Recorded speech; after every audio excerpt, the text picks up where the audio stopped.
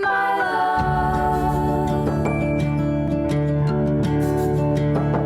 Will you always be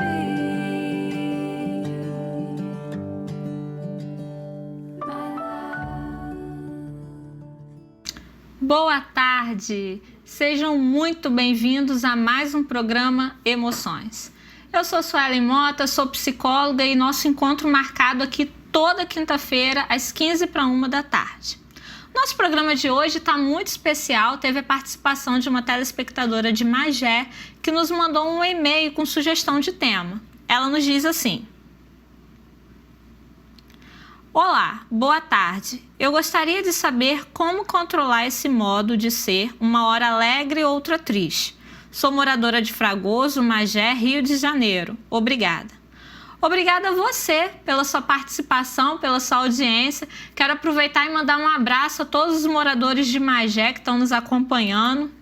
E esse tema é um tema muito pertinente, né? A gente vai falar então um pouquinho da mudança de humor. Pessoas que ora estão bem, ora estão mal. Você conhece alguém assim? Gente que muda constantemente de humor?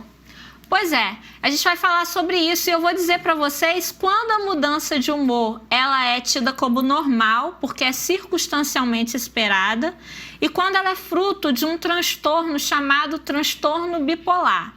E aí, para você entender bem esse transtorno, eu vou te dar os sintomas dele e ainda vou dar dicas para você que convive com alguém com esse diagnóstico. Ainda no programa de hoje, a gente também vai responder o e-mail de um outro telespectador que perguntou a diferença entre psicólogo, psiquiatra e psicanalista. Eu já ouvi várias pessoas, né, com essa dúvida, talvez seja a sua dúvida também, então fique ligadinho conosco, porque hoje eu vou tirar essa dúvida de vocês. Então, para começar muito bem o nosso programa, a gente vai falar sobre a mudança de humor conforme a sugestão da telespectadora. Primeira coisa que eu quero dizer para vocês que todos nós, indistintamente, em algum momento sofremos variações de humor. Naturalmente, vai ter horas que nós vamos estar mais eufóricos e horas que a gente vai estar mais triste. Até aí não tem problema nenhum. Por exemplo, imagine que hoje é o dia do seu aniversário ou o dia do seu casamento e você está montando aquela festa. Naturalmente, você vai estar mais eufórico na expectativa da chegada dos seus convidados, da festa, né, ocorrer bem, sair tudo conforme o planejado, enfim. Ou você, pai de família, por exemplo, que está nos assistindo e que está desempregado. É esperado que você esteja um pouco mais triste, né, preocupado, como vai prover o sustento da sua família, uma vez que você está sem emprego. Então, quando a circunstância justifica esse humor eufórico ou deprimido, não tem problema nenhum. A grande questão que vai caracterizar o transtorno de humor bipolar é justamente quando há essa mudança de humor sem quaisquer justificativa das circunstâncias. Eu costumo dizer que pessoas com transtorno bipolar são pessoas que elas vivem uma verdadeira gangorra emocional. Ora, elas estão lá em cima, no que a gente chama de fase da mania, estão naquele momento que estão acreditando em si, com 1001 projetos, e de repente o humor cai e a pessoa fica lá embaixo. Se você conhece alguém assim, eu vou te dar dicas para conviver com essa pessoa. Mas antes, eu quero mostrar para vocês quais os sintomas da fase depressiva e da fase maníaca, para que você possa identificar bem essas pessoas. Então, para você que está nos acompanhando pela internet e pela televisão, aqui pela TV Diário, vai aparecer aí na sua tela os sintomas da fase depressiva. Eu listei os 10 sintomas mais comuns, tem outros, tá? Esses aí que estão aparecendo são os mais comuns. Então vamos lá. Estado de ânimo deprimido, dificuldade de concentração, distúrbio alimentar, quer seja para mais ou para menos, a pessoa começa a perder ou ganhar muito peso. Distúrbio de sono também, quer seja a nível de insônia ou a nível de um sono demasiado, a falta de energia, né? A pessoa começa a se sentir mais apática, muito cansada, sentimento de inutilidade, culpa, isso é muito comum.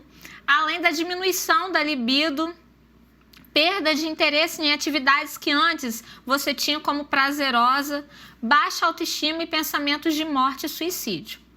Para que você seja diagnosticado nessa fase depressiva, você precisa ter pelo menos 5 desses sintomas persistindo por pelo menos 2 semanas, ok? A fase maníaca, que vai aparecer aí na sua tela, os sintomas, eu também listei os 10 mais conhecidos, embora tenha outros, já é diferente. Na fase maníaca, você precisa ter 3 sintomas, no mínimo, persistindo por 1 semana. Então, menos, né? Então, vamos lá. Os sintomas são os seguintes. Autoestima elevada. Esse é clássico. A pessoa começa a ter um sentimento de grandeza, ela acha que pode tudo, que vai conseguir tudo. E é aí onde começa a planejar várias coisas. Eu já vi gente dizendo que ia escrever um livro inteiro em um dia. Pessoas que, sem qualquer condição de comprar um carro, vai à agência, financia, porque ela acredita que ela vai conseguir.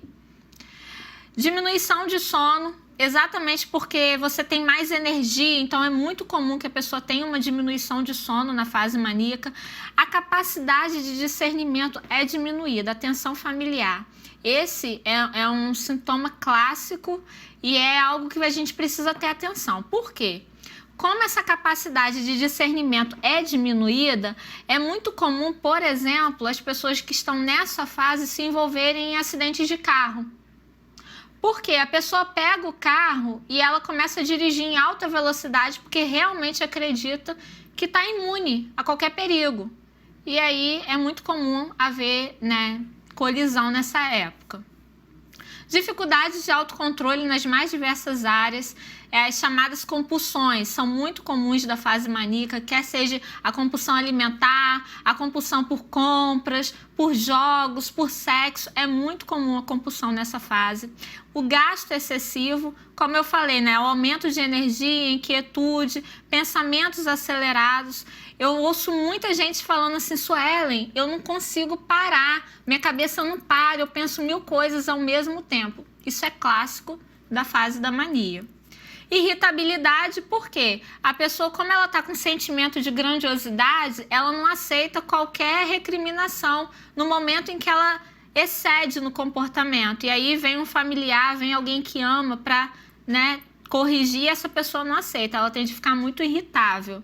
E para quem já faz uso do álcool ou de substâncias químicas, existe um aumento significativo nessa fase também. Então, assim, esses são os sintomas mais comuns, como eu falei, mas não são os únicos, tá? Existem outros. Por isso, se você conhece alguém com esses sintomas, papel e caneta na mão, que eu vou te dar dicas agora para que você possa ajudar essa pessoa e ter uma qualidade de vida melhor. Vamos lá, então. Primeira dica, incentive a pessoa ao tratamento. Infelizmente, na fase da mania, a pessoa não se percebe doente. Ela acha que está tudo bem. Então, dificilmente alguém busca ajuda nesse momento da fase maníaca. Geralmente, as pessoas vão buscar ajuda na hora da fase depressiva. E aí, o que acontece? Só contam os sintomas da fase depressiva, acabam sendo diagnosticadas com depressão e o tratamento é diferente e acaba tendo o tratamento errado. Então, você, familiar, incentive a pessoa a buscar ajuda em qualquer fase. Segunda dica. Busque conhecer o máximo possível desse transtorno.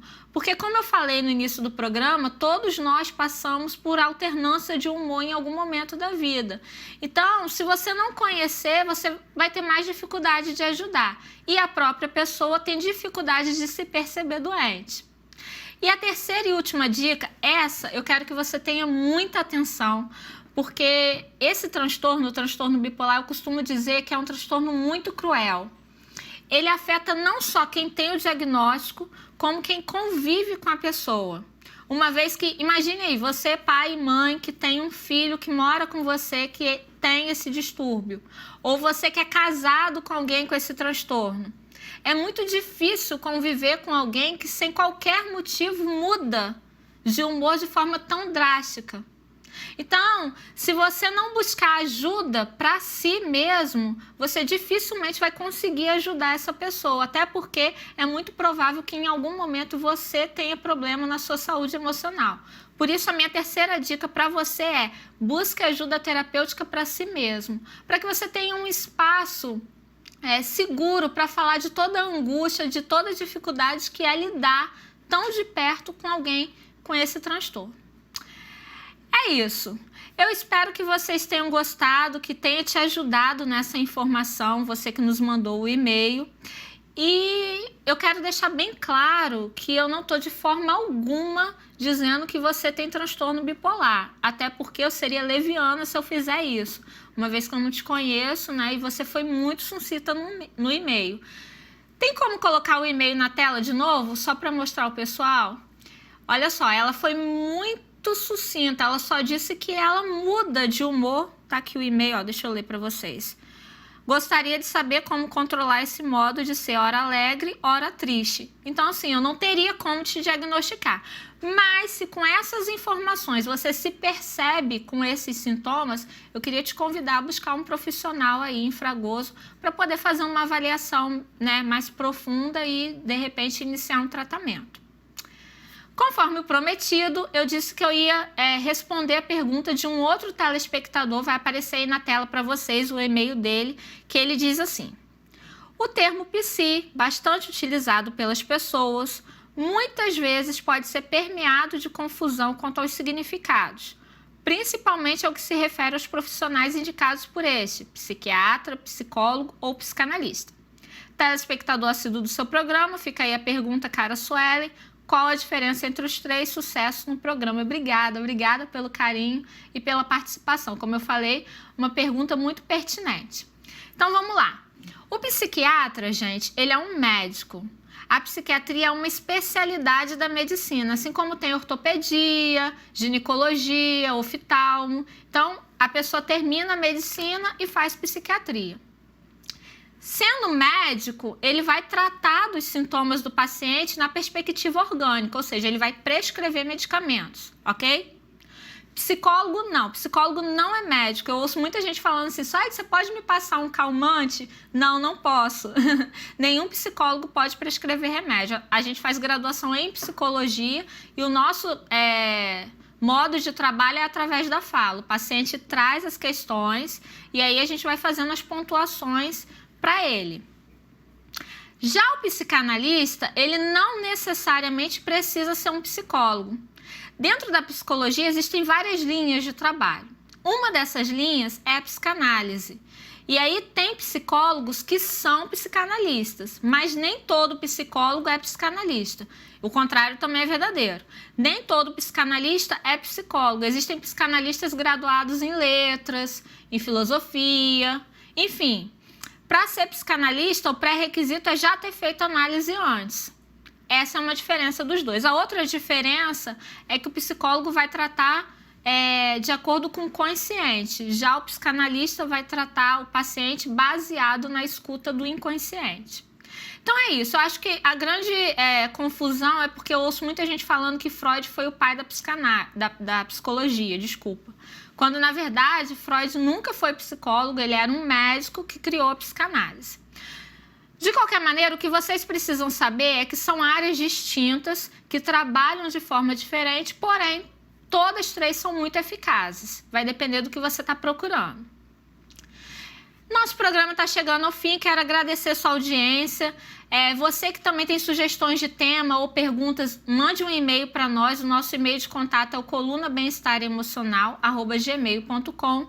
Amanhã eu vou falar um pouco mais sobre mudança de humor na coluna Bem-Estar Emocional nas páginas do Jornal O Diário. E para você rever o nosso programa, é só você entrar no nosso canal no YouTube. O nome do nosso canal é Emoções com a psicóloga Suelen Mota. Você pode rever a hora que você quiser, compartilhar. Certamente muitas pessoas precisam dessa informação. Quinta-feira eu espero vocês aqui novamente, às 15h45 da tarde. Um beijo grande e que Deus abençoe a todos. My love.